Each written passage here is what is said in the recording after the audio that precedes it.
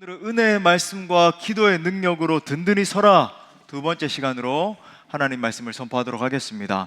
우리가 살고 있는 시대는 급변하는 시대입니다. 불과 30년 전만 해도 상상하지 못했던 일들이 우리가 살고 있는 이 세대에 벌어지고 있어요. 생명공학 기술과 인공지능 기술이 우리에게 어떠한 위험을 가져다 줄 것인가, 예전엔 걱정만 했는데 실제 그것이 현실화되고 있습니다. 세계의 질서가 급변하고 있고 인간이 만든 기술 문명이 전 세계적인 대재앙을 초래할 수 있을까 했는데 지금 막 실제로 초래되는 일들을 보고 있잖아요. 실제로 현재 국가 간에 일어나고 있는 갈등은 최고조에 달해서 당장의 어떤 무력적인 충돌이 일어나더라도 전혀 이상하지가 않은 그런 시절을 우리가 보내고 있습니다. 또한 국가가 과연 무엇이길래 자기들 마음대로 성경이 제정한 이 결혼을 재정의하고 있습니까? 지금 미국이나 캐나다, 유럽 등의 이 초등학교 내에서도 이 어린 자녀들에게 동성애가 정상이다라고 하고 이렇게 가르치고 있는 실정이에요. 저희 딸이 미국에 있는 학교에 다닐 때만 해도 실제 제가 봤잖아요. 반에다가 2권씩 의무적으로 동성애는 정상입니다 그림책 아주 재밌게 그걸 의무적으로 갖다 놨거든요. 아이들이 다니면서 계속 보는 거예요. 아하, 그렇구나, 이렇게 해도 되는 것이구나. 조금만 깨어있는 그리스도인이라고 한다면 온 세계가 성경에서 예언한 마지막 종말을 향해서 치닫고 있다는 것을 쉽게 느낄 수 있습니다. 그런 의미에서 우리는 정말 특별한 시대에 살고 있는 거예요. 특별한 시대에는 특별한 삶이 요구됩니다. 자, 그렇다면 하나님께서 우리에게 요구하시는 그 특별한 삶이란 무엇일까요? 마지막 시대에 하나님이 우리에게 요구하시는 그 특별한 삶은 기도의 파수꾼으로서의 사명을 감당하는 삶입니다. 우리 한번 따라합시다. 기도의 파수꾼의 사명을 감당하는 삶이다. 자, 6절 중반까지 보니까 이렇게 말해요.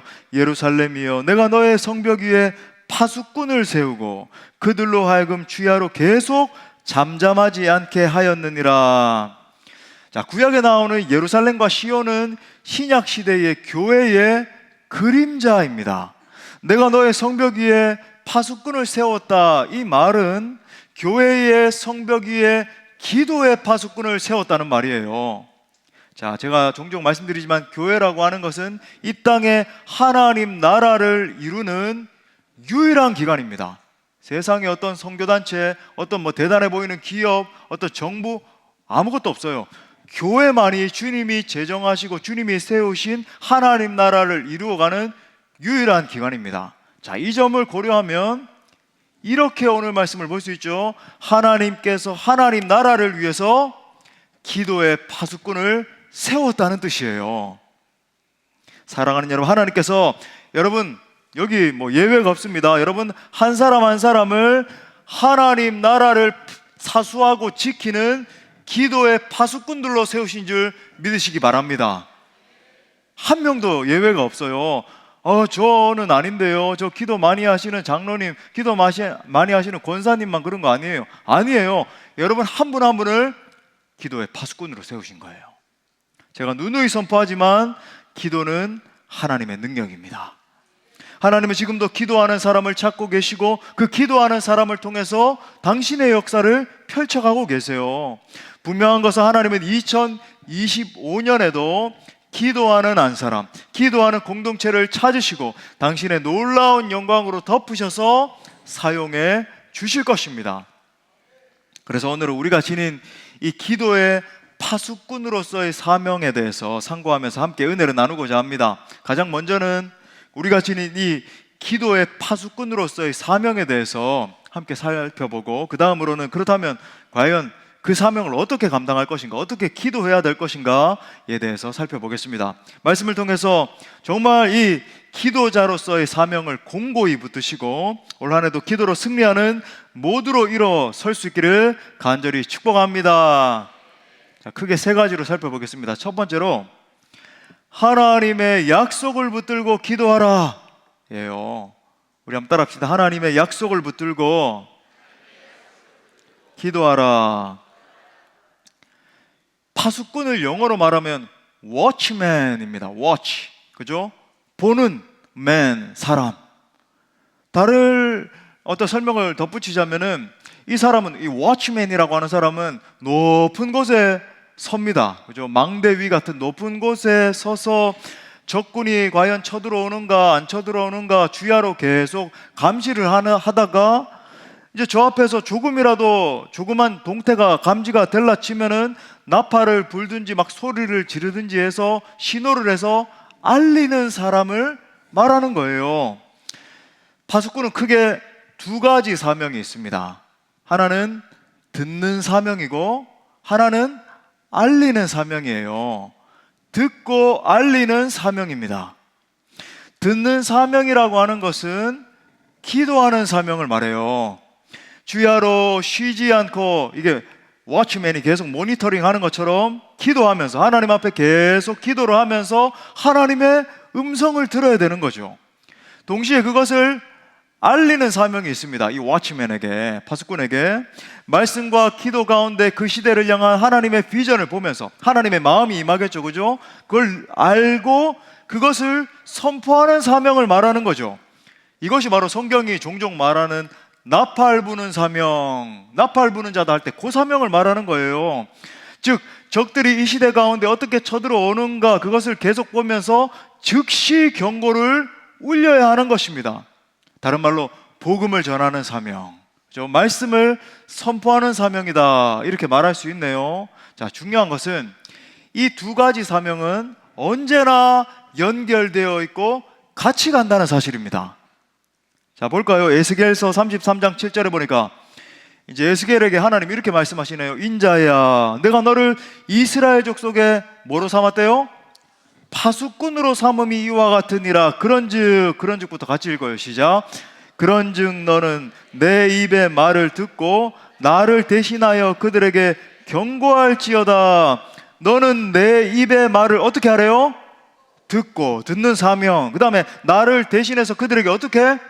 경고해라, 말씀을 선포해라, 복음을 선포해라. 이 사명에 대해서 에스겔에게 주님이 주시시켜 주시고 계신 거죠.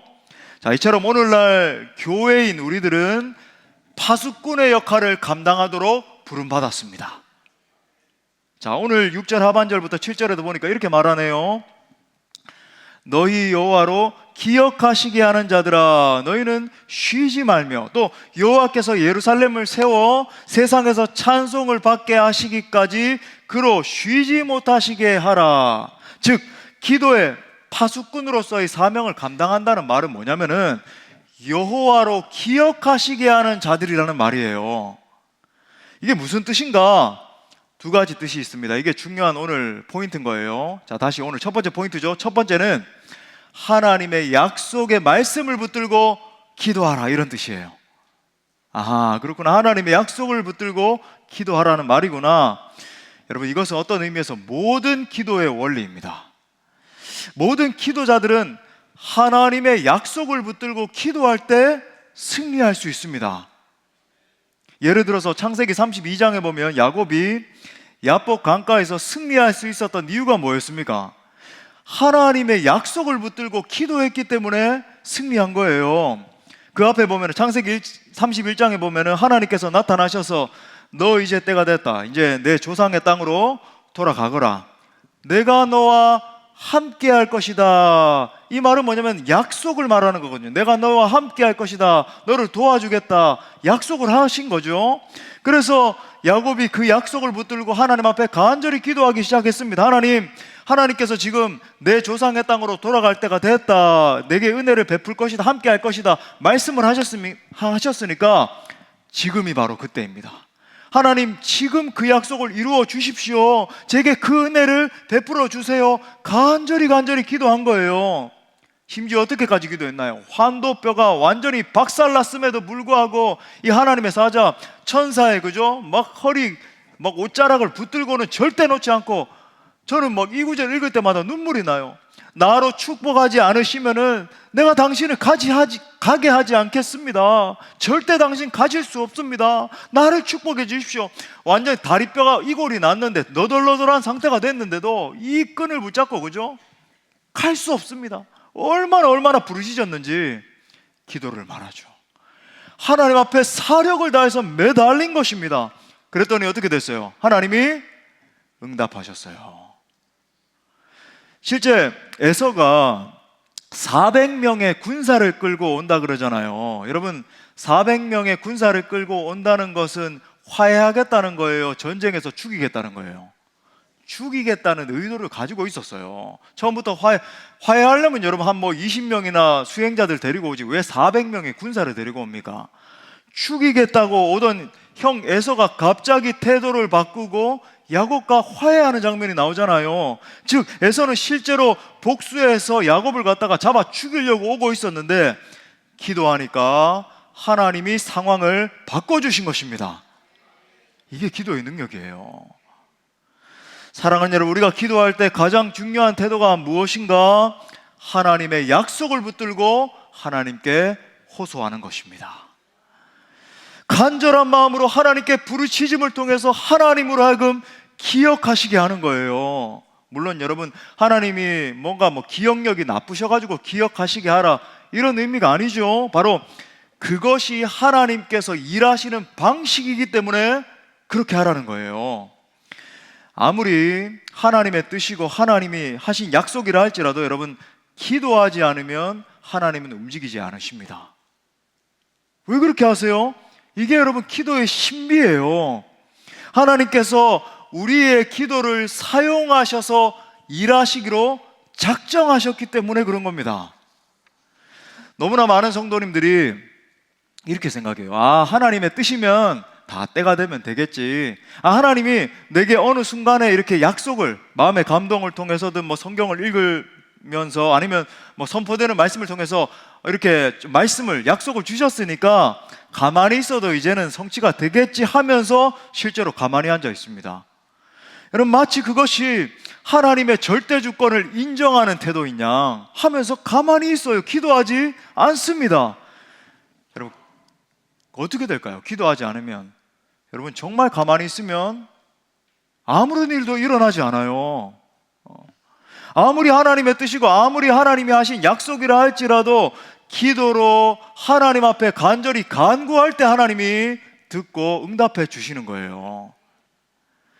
이러한 예를 엘리야를 통해서도 볼 수 있잖아요. 열왕기상 18장에 보면 북이스라엘에 3년 동안이나 엄청난, 여러분 3년 동안 비 한 방울 안 내렸다라고 하는 것은 땅이 쩍쩍 갈라지고 최고의 기근이죠. 먹을 게 없어요. 완전히 황무합니다.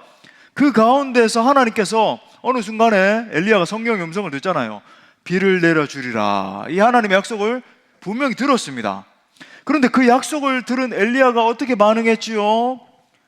꿇어 엎드려서 얼굴을 무릎 사이에 넣고 간절하게 7번이나 기도했습니다. 제가 종종 말씀드리지만 이 7번 기도했다는 것은 그냥 7차례 기도했다는 게 아니라고 말씀드렸죠. 아주 집중적인 철야 기도나 금식 기도를 통해서 7차례에 걸쳐서 아주 깊이 기도했다는 것을 의미합니다. 그렇게 간절히 기도했을 때 하나님이 응답하신 거예요. 바벨론에 있던 다니엘도 70일의 비밀을 깨닫게 되잖아요. 그죠? 예언의 말씀을 딱 읽다가 예루살렘의 황무함이 70년 만에 끝나리라 이 하나님의 약속을 분명히 알게 됐습니다. 그때 다니엘이 어떻게 반응했습니까? 이야, 하나님이 이렇게 약속하셨네. 지금 68년째 이 약속의 말씀을 읽었단 말이죠. 2년 남았네. 이제 2년만 견디면 되겠구나 이랬습니까? 아니에요. 그는 그때부터 베옷을 입고 죄를 뒤집어 쓰고 집중적으로 금식하며 기도하기 시작했습니다.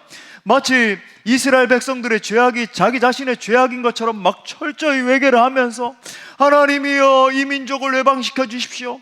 70일의 비밀을 깨닫게 됐는데 아버지 68년째 이걸 깨달았네요. 하나님 이제 2년 남았는데 이 민족이 이 약속이 이루어짐으로 말미암아 다시 회복되는 역사가 일어나게 하여 주옵소서. 간절히 기도했습니다. 하나님은 그 간절한 기도를 들으시고 이스라엘 백성들을 포로 상태에서 해방시켜 주신 줄 믿습니다.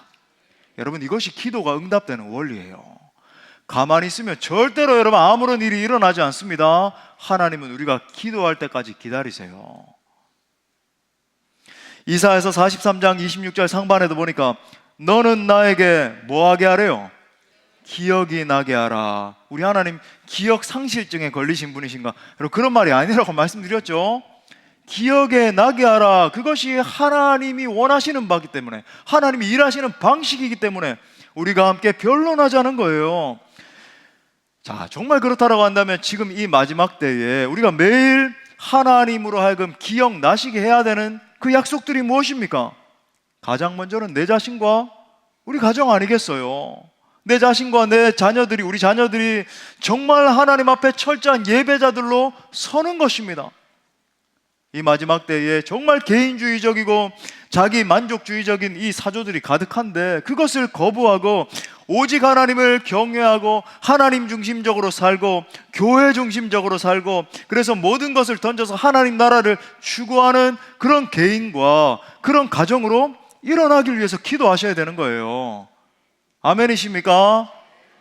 오늘날 얼마나 많은 부모님들이 내 자녀 이 인류 대학 보내는 것과 또 하나님을 예배하는 자녀 만드는 것 사이에서 갈등하고 있는지 모르잖아요.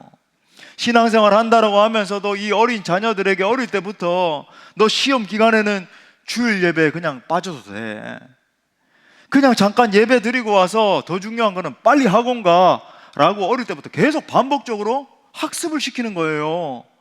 고3이 되면 너무나 자연스럽게 너 고3 지나가고 교회 가도 괜찮아, 일단 좋은 대학 합격하고 나서 주님 섬겨도 돼, 하나님이 오히려 그걸 기뻐하실 거야. 저는 실제로 그렇게 말하는 걸 많이 들어봤거든요. 하나님이 좋은 대학 가서 좋은 포지션에서 고지론을 가르치는 거죠. 여러분, 고지론대로 한다면 여러분 대부분의 사람들은 하나님 앞에 바로 서 있지 못한 거예요. 저 자신의 가산을 팔아서 가난한 자들에게 나눠주고 그저 사막의 교부로 달려간 프란시스 같은 사람은 실패자 중에 실패자 아닙니까? 오히려 하나님이 그걸 기뻐하시고 성공하는 게 먼저야, 그렇게 말하는 거죠. 여러분, 이런 메시지를 반복적으로 듣고 자란 아이는 나중에 반드시까지는 아니고 한 98% 정도 여러분 대학 간 이후에, 아닐 수도 있으니까, 그죠? 대학 간 이후에 예수님 버리고 세상으로 가버립니다. 왜냐하면 그 메시지 속에는 예수님보다 네 인생의 성공이 더 중요해, 예수님은 너가 필요할 때만 찾으면 되는 분이야, 너가 급할 때는 예배? 그건 잠시 뒤로 물려놔도 돼 라고 하는 메시지가 숨어있기 때문이에요. 우리의 창조자여 온 우주의 주권자이신 예수 그리스도께서 우리를 향해서 정말 원하시는 것이 무엇일까요?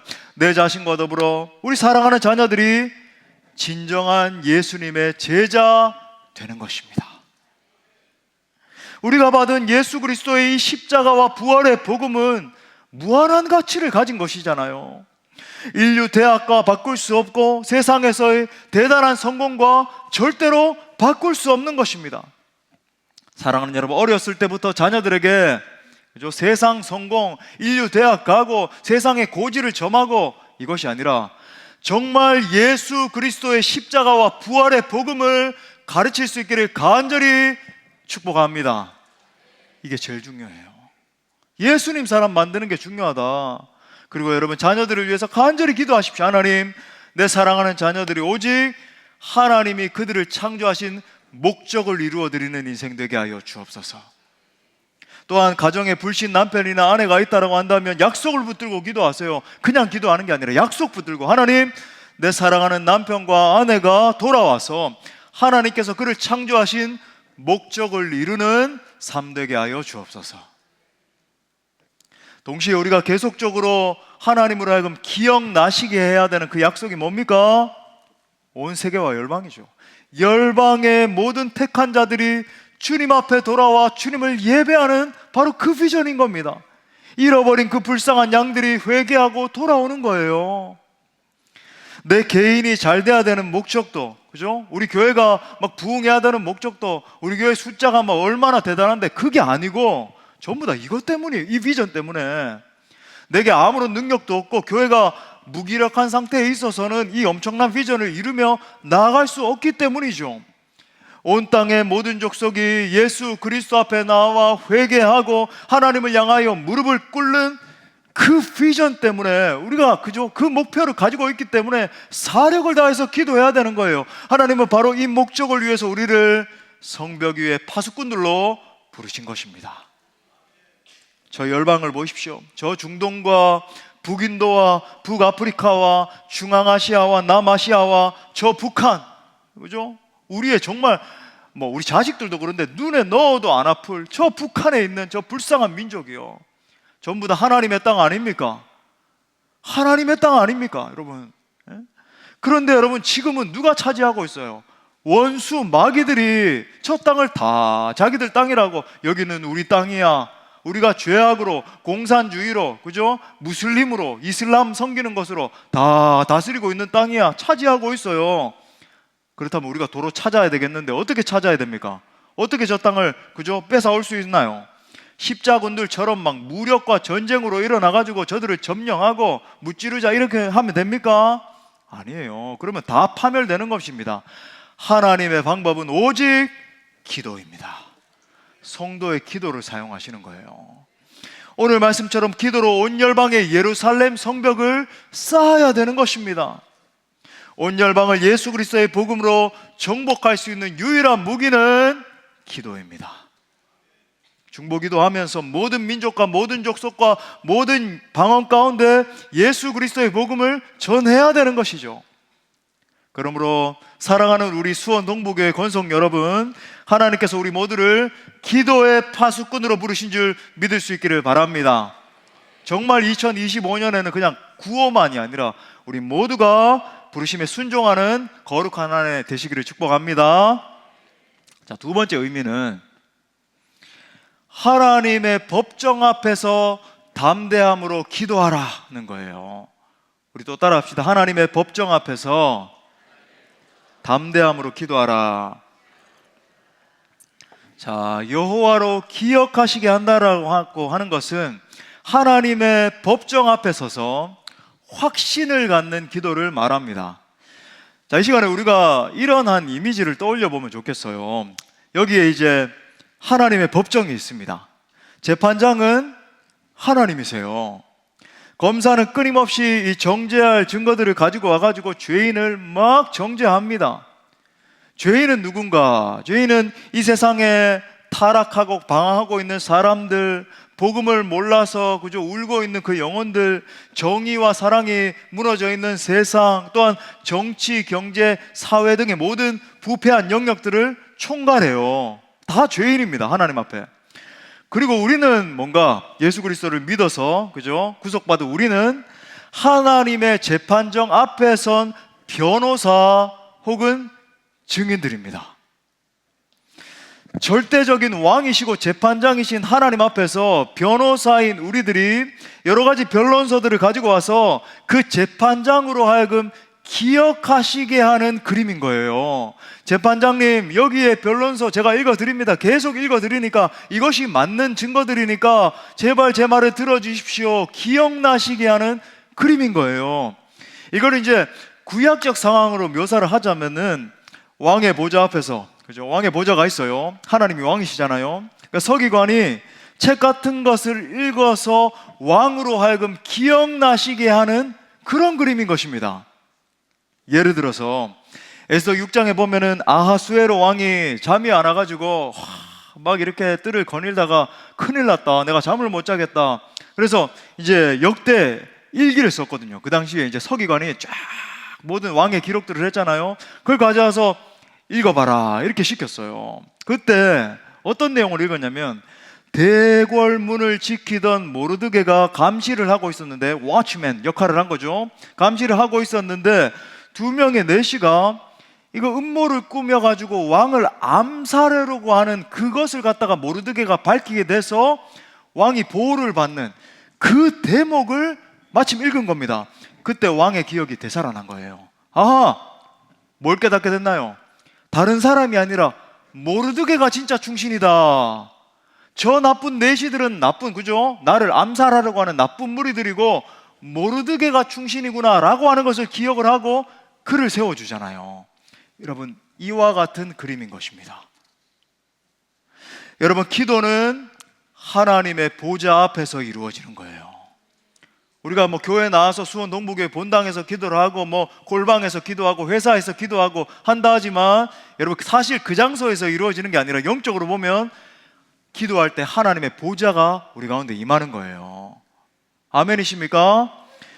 하나님의 보좌는 영광의 보좌잖아요. 천사들이 둘려 있고 막 하나님의 임재가 가득한 그 영광의 보좌이지만 다른 한편으로는 공의로 심판하시는 법정입니다. 누가복음 18장에서도 우리 예수님이 묘사하시는 기도를 봐도 법정의 이미지잖아요. 가난한 이 그죠 억울한 과부가 재판장에게 가서 탄원하지 않습니까? 그러니까 여기서 중요한 건 뭐냐면 이 과부는 원수와 직접 싸웁니까? 안 싸웁니까? 싸우지 않아요. 원수하고는 대면하지 않습니다. 과부는 오직 재판장에게 가서 그 앞에 무릎을 꿇고 자신의 원한을 풀어달라고 탄원하는 장면을 우리가 보게 되죠. 그런 의미에서 여러분 기도는 법정 싸움인 것입니다. 법정 싸움이에요. 우리는 원수 마귀와 직접 싸울 필요 없습니다. 물론 저 원수가 우리를 공격해오고 막 잠수하고 넘어뜨리려고 하고 뭐 귀신 마귀가 우리를 막 혼탁하게 하고 그렇게 할 때는 싸워야 되죠. 근데 제가 말하는 건 근본적인 거예요. 더 근본적으로 우리의 상태를 하나님의 보좌 앞으로 가지고 나아가서 하나님의 법정에서 하나님의 인정만 받으면 되는 거예요. 땅땅땅 너 옳다 하나님 앞에 인정받으면 끝나는 것입니다. 제가 종종 말씀드리지만 너무나 중요하다라고 말씀드리지만 영적 세계에서 가장 중요한 것은 영적인 권위, 영적인 권세예요. Spiritual authority, 그죠? 우리 한번 따라합시다. 영적인 권위, 영적인 권세. 그죠? 권위가 있기 때문에 승리하는 것이지 뭔가를 여러분 상황은 늘 달라지잖아요. 우리가 삶을 살아갈 때 당하는 고통도 달라지고 사역을 할 때 만나게 되는 뭐 전도 선교를 해봐도 선교 현장에서 닥치는 여러 가지 상황들은 계속 바뀌거든요. 그게 중요한 게 아니고 우리가 어떤 포지셔닝을 하느냐, 그죠? 이걸 다른 말로 하면 정말 영적 세계에서 가장 중요한 것은 점검해야 되는 것은 하나님과 나와의 관계인 것입니다. 거기에서부터 권위가 주어지는 거예요. 과연 나는 하나님과의 깊은 사귐을 지금 가지고 있는가? 전능하신 하나님과 내가 지금 연결되어 있는가? 어떻게 연결돼요?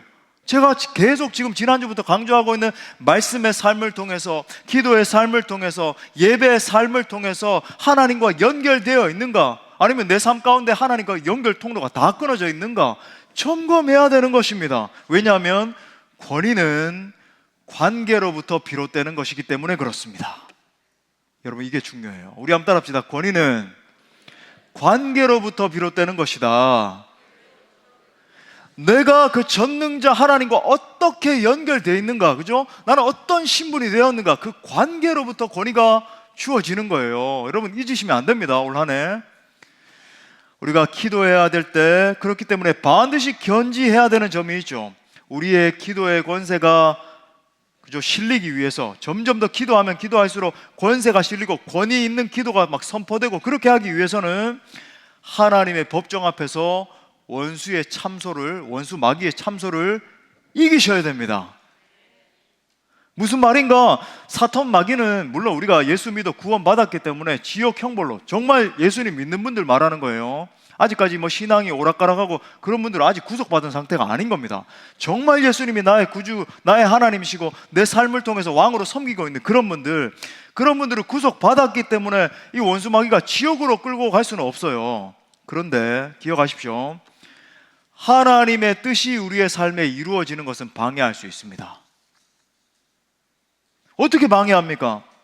자녀인 우리가 계속 게을러 터지게 만들어가지고 기도하지 못하게 만들든지, 앞에서 설교자가 계속 우리 말씀 봅시다, 그죠? 묵상합시다, 하나님의 보좌 앞에 나갑시다, 기도합시다, 계속 하나님의 임재 가운데 이끌려고 하는데, 그래요 목사님, 그건 정말 좋은 말씀인데요, 저는 그냥 이렇게 또 적당히 살고 적당히 세상적으로 즐기기도 하고 그죠?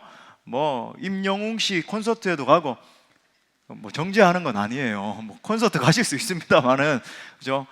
막 이 세상에 취해가지고 막 내 마음대로 살고 이게 좋아요. 여러분, 이러면 어떻게 됩니까? 우리의 삶에서 하나님이 정말 이루시고자 하는 뜻이 이루어지지 못한다는 거예요. 그렇게 기도하는 걸 원천적으로 막든지, 아니면 기도를 하더라도 담대함으로 하나님의 보좌 앞에 서지 못하게 만드는 거죠. 하나님 앞에서 정말 원수의 참소를 이기고 담대함으로 아버지 앞에 나가서 기도를 해야 되는데, 그렇게 나가지 못하면 여러분, 우리의 삶에서 하나님의 뜻은 이루어지지 못하는 것입니다. 사탄은 쉽게 말해서 여러분 참소자예요. accuser, 고발하는 사람, 그죠? 구약 시대는 욥기 같은 데 보면 그렇게 말하잖아요. 이 사탄이 하나님의 보좌 앞에까지 가서 막 참소를 하는 장면이 나오잖아요. 근데 신약 시대는 예수 그리스도의 이 십자가 사건으로 말미암아 하늘에서 땅으로 이 원수 마귀가 내쫓겼기 때문에 루시퍼가 땅으로 떨어졌잖아요, 그죠? 하늘 보좌 앞에까지는 가지 못하고 어디에 참소하는가? 우리의 양심에 참소합니다.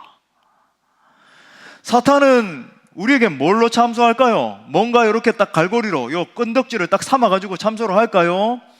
우리의 죄를 근거로 해서 참소해요. 사탄은 우리의 죄를 볼모로 삼아서 우리를 참소할 뿐만 아니라 하나님의 뜻이 우리의 삶 가운데 이루어지는 것을 가로막는 것입니다. 예를 들어 다니엘서에서 제가 말씀드렸죠. 다니엘서 금요 성경 집회 말씀할 때 다니엘의 사역을 21일 동안 가로막는 존재들이 나오는데, 바사군, 사탄 마귀를 상징하거든요. 다니엘에게 어떤 영적인, 그죠, 뭔가 막 죄나 연약함들을 막 볼모로 삼아가지고 참소하고 방해하고, 하나님의 뜻이, 물론 21일은 단순히 21일을 의미하는 게 아니라 완전수, 그죠? 7이 3번 곱해지면서 20일 의미하는 거예요. 어떤 특정 기간 동안에. 욥의 경우도 마찬가지잖아요. 욥을 참소할 때 친구들도 마찬가지지만 원수 마귀가 나타나가지고는 욥의 죄, 욥의 연약함들 계속 끄집어내면서 계속 참소합니다. 우리의 경우에도 마찬가지라고 하는 거예요. 우리가 하나님처럼 예수님이 이 땅에 계실 때처럼 전혀 완전 무결하고 죄도 짓지 않고 그러면은 모른다 할지라도 자꾸만 죄를 지으니까 사탄 마귀가 나를 뒤흔드는 거예요. 막 참소하고 비웃고 조롱하는 겁니다. 쉽게 말해서 이렇게 말하죠. 네가 그런 죄를 짓고도, 그런 죄를 가지고도 하나님을 예배한다고? 기도를 한다고? 야, 웃기지 마. 하나님은 너 같은 사람의 예배는 안 받으셔. 네가 기도한다 할지라도 응답이 전혀 안 될 거야. 내 인생은 그렇게 계속 죄만 짓다가 죄로 끝나게 될 거야. 이렇게 참소하죠. 이런 참소를 받으니까 점점 내 마음에 하나님을 향한 확신을 잃어버리게 되는 겁니다. 낙심하게 되고 좌절하게 되고 당연히 기도 응답도 없는 거예요. 여러분, 이것이 우리의 대적인 원수 마귀가 사용하는 전략입니다. 그렇기 때문에 우리가 기도할 때 가장 중요한 것은 하나님의 법정 앞에서 담대함을 얻는 일이에요. 다른 말로 하면은 이것을 믿음이라고 부르죠. 믿음이다, 믿음. 그죠? 내 기도를 들으시는 아버지 하나님, 마치 누가복음 15장에 나오는 돌아온 탕자처럼 내가 이렇게 너무나 부족하고 연약하다 할지라도 하나님 아버지는 나를 기다리고 계셔. 그죠? 내가 달려갈 때, 내가 하나님의 보좌 앞으로 기도로 예배로 나가면 내 기도를 들으시는 그 하나님에 대한 확실한 믿음이 있을 때 사탄이 공격해도 이길 수 있는 것입니다. 아버지 하나님, 나는 정말로 비록 자주 쓰러지고 넘어지는 죄인이라 할지라도 나는 예수 그리스도의 피로 속량받은 하나님의 자녀입니다. 예수님의 의가 내 안에 있습니다. 내게는 예수 이름의 권세가 있습니다. 아무리 사탄 마귀가 참소하고 방해하고 쓰러뜨리려고 한다 할지라도 하나님의 보좌 앞에서 마귀 사탄을 이기면 이러한 확신이 생기는 거예요. 원수가 우리를 뒤흔들 수 없게 되는 것입니다. 그러므로 우리가 하나님의 보좌 앞에서 담대함을 가질 수 있는 그 근거가 무엇입니까? 예수 그리스도의 의에 대한 확신인 거예요. 우리 한번 따라합시다. 예수 그리스도의 의에 대한 확신이다. 사랑하는 성도 여러분, 여러분 안에 예수 그리스도의 의에 대한 확신이 임하게 되시기를 바랍니다. 여러분, 그 확신이 있을 때 우리가 담대히 선포하며 기도하고 예배할 수 있는 거죠. 여러분이 그렇게 담대히 선포하기 시작할 때 여러분의 내면을 억누르고 있는 모든 상처와 아픔들이 떠나가기 시작하는 것입니다. 여러분이 담대함으로 기도하기 시작할 때 여러분의 가정을 뒤흔드는 모든 더럽고 혼탁한 것들이 다 떠나가는 거예요. 우리 모두가 확신을 가지고 선포하며 간구하고, 그죠? 막 금요일에도, 주일에도, 막 수요일에도, 새벽에도 막 그렇게 선포하며 간구할 때 우리 공동체를 통해서 이 땅 가운데 하나님의 크신 역사가 펼쳐지는 것입니다. 여러분, 예배할 때도 마찬가지예요. 예수 그리스도의 의에 대한 확신을 가지고 예배하는 것과 그렇지 않은 것에는 큰 차이가 있습니다. 나를 위해 흘려주신 그 예수 그리스도의 보배로운 피에 대한 확신과 감격을 가지고 예배할 때 우리의 예배가 하나님 앞에 상달되는 예배가 되는 거예요. 여러분, 기억하세요. 전도와 선교 사역을 할 때도 마찬가지입니다. 가령 우리가 이 복음을 가지고 북인도 땅에 나간다라고 할 때 이 예수 그리스도의 의에 대한 확신 없이 나가게 되면 사탄 밥되기 딱 좋아요. 왜? 그 땅은 더 귀신을 더 많이 섬기고 원수 마귀가 우글우글 하거든요. 가령 이 확신 없이, 그죠? 이 복음의 능력 없이 선교지에 나가게 되면 오히려 선교하고 와가지고 그 이후에 더 혼탁해지고 더 마음이 어려워지고 더 힘들어질 수 있어요. 하지만 예수 그리스도의 의를 붙들고 기도의 능력으로 나아가면 그 사람을 통해서 그 땅에 하나님의 나라가 임하는 것을 보게 되는 것입니다. 그 땅 가운데 예수 그리스도의 이름이 선포되기 시작할 때 그 사람을 통해서 악한 영이 떠나가고 놀라운 복음의 역사가 일어나게 되는 거예요. 그러므로 예수 그리스도의 의에 대한 확신을 가지시고 담대함으로 기도하는 기도의 파수꾼들 다 되시기를 축복합니다. 마지막 세 번째, 결론적인 적용이에요. 자, 그렇다면 어떻게 기도할 것인가? 어떻게 할 것인가? 자, 오늘 말씀 속에서 깨달을 수 있는 또 다른 분명한 점이 있죠. 기도를 쉬는 죄를 범하면 안 된다는 거예요. 이 파수꾼의 사명을, 다른 말로 하면 파수꾼의 사명을 감당하는 것을 쉬면 안 된다는 겁니다. 자, 6절 하반부터 7절 다시 보니까 우리 같이 너희 여호와로부터 같이 읽어요. 시작. 너희 여호와로 기억하시게 하는 자들아, 너희는 쉬지 말며 또 여호와께서 예루살렘을 세워 그로 쉬지 못하시게 하라. 아멘. 여러분, 이 말을 다른 말로 하면 우리의 기도가 하나님으로 하여금 쉬지 못하시게 만드는 동력이 된다는 말이죠. 정말 우리의 기도가 그만큼 중요합니까? 우리의 기도를 통해서 하나님이 그렇게 역사하십니까? 예, 여기 말씀에 나오잖아요. 우리의 기도를 통해서 하나님이 쉬지 못하시게 만드는, 여러분, 동력이 된다. 다른 말로 하면은 파수꾼의 사명이 그만큼 긴급하고 중요하다라고 하는 의미예요. 우리의 기도를 통해서 무기력한 교회들을 다시 일으켜 세워서 모든 민족이 하나님을 찬양하는 그날이 속히 임해야 된다는 것입니다. 모든 열방이 하나님을 예배하는 일이 너무나 시급한 일이기 때문에 우리의 중보 기도를 쉴 시간이 없다는 말이에요. 이와 같이 성경 곳곳에서 항상 기도할 것에 대해서 촉구하잖아요. 에베소서 6장 18절 우리 또 다 같이 읽어요. 시작. 모든 기도와 간구를 하되 항상 성령 안에서 기도하고 이를 위하여 깨어 구하기를 항상 힘쓰며 여러 성도를 위하여 구하라. 아멘. 골로새서 4장 2절도 또 읽어요. 시작.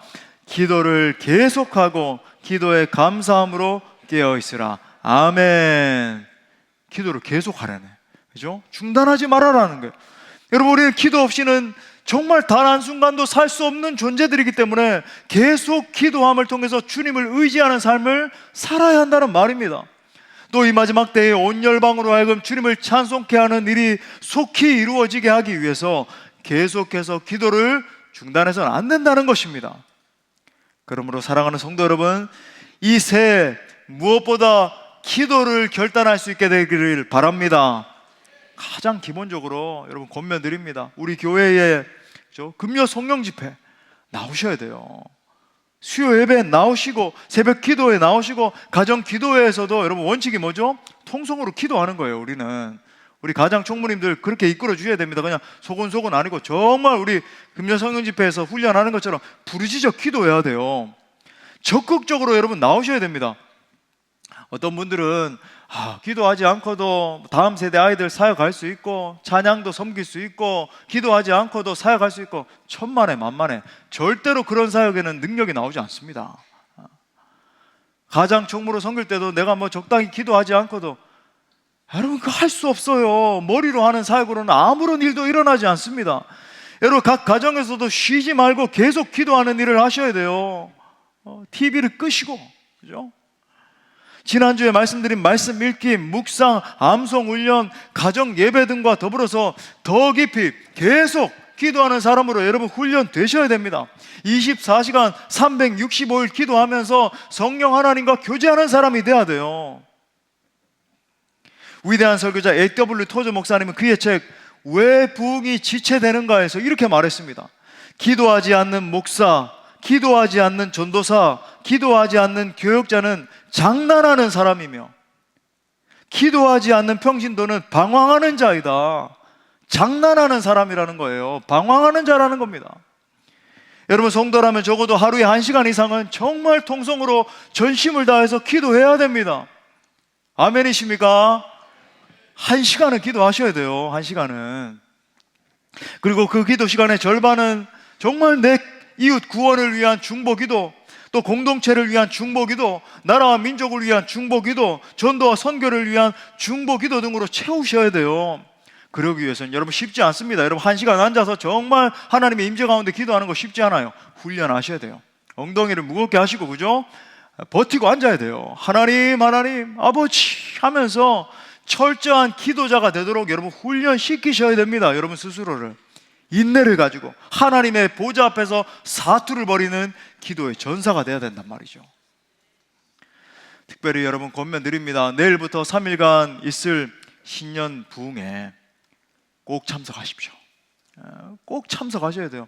제가 부흥회나 특별 성령 집회 큰 은혜 있고 이럴 때 제일 안타까운 무리들이 있어요. 늘 은혜 받으시는 분들, 나오시는 분들, 그죠? 그런 분들은 점점 이렇게 믿음의 상승 곡선을 그리는데 나오지 않는 분들은 도태되는 거예요. 그러니까 점점 이 영적인 어떤 격차가 벌어진다 그럴까요? 여러분 현장에 나오셔야, 성경이 분명히 말하잖아요. 믿음은 뭐에서 난대요? 들으면서. 말씀을 반복적으로 계속 들을 때, 이건 물론 읽고 듣고 묵상하고 다 포괄하는 말이지만 선포되는 말씀이 정말 중요하죠. 말씀을 들어야 믿음이 상승을 하는데 나오지 않는 거예요. 여러분 제발 부탁입니다. 나와서 여러분 말씀의 사람, 기도의 사람으로 세워질 수 있기를 바랍니다. 훈련이에요. 이 신년에 정말, 그죠? 우리가 달려가기 위한 그런 영적 훈련인 겁니다. 그죠? 사랑하는 여러분, 우리가 쉬지 않고 기도하면 하나님은 쉬지 않고 응답하십니다. 우리가 쉬지 않고 하나님의 뜻을 구하면 하나님은 당신의 뜻을 우리를 통해서 펼쳐주세요. 우리가 쉬지 않고 하나님의 보좌 앞에 눈물로 나아가면 하나님은 우리를 통해서 모든 민족과 열방을 구원해 주실 것입니다. 성도 여러분, 새해 하나님께서 우리 모두를 기도의 파수꾼들로 세우셨음을 믿을 수 있기를 바랍니다. 너희 여호와로 기억하시게 하는 자들아, 우리를 말하는 거죠. 너희는 쉬지 말며, 너희 쉬지 말아야 된다. 또 여호와께서 예루살렘을 세워 세상에서 찬송을 받게 하시기까지 그로 쉬지 못하시게 하라. 아무쪼록 2025년에는 이 말씀 붙들고 정말 말씀의 용사들, 기도의 용사들로 다 일어설 수 있게 되기를 간절히 축원합니다. 우리 말씀을 주신 하나님께 영광의 박수 올려드리겠습니다. 다 같이 일어나셔서 함께 뜨겁게 찬양하고 기도합시다. 하나님, 우리에게 기도의 영광을 부어주시옵소서. 사모하는 마음으로 우리 함께 기도해 주 앞에 나와 무릎 꿇고 긍휼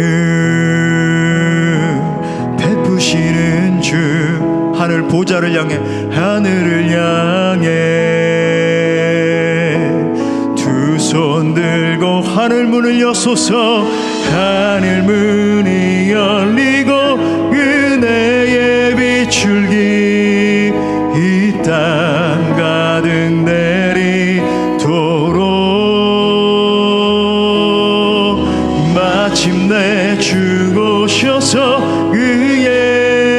비출기 우리 위에 부시도록. 우리 간구하는 믿음으로 함께 찬양합시다. 우리 함께 기도합니다. 우리 함께 기도해. 주 앞에 나와 마음의 무릎을 꿇고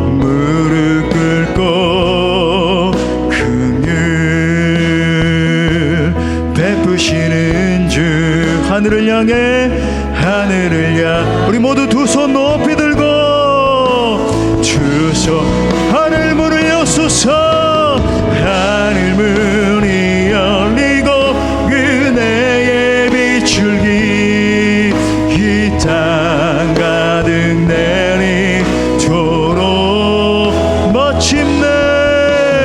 마침내 주 오셔서 그의 비출기 우리 위에 하늘 문을 여소서. 주님 하늘 문이 열리고 은혜의 비출기 이 땅 가득 내리도록. 마침내 주 오셔서 그의 비출기 우리 위에 부시도록. 하늘 문을 여시옵소서. 하늘 문이 열리고 은혜의 비출기 아멘 이 땅 가득 내리도록. 마침내 주 오셔서 그의 비출기 우리 위에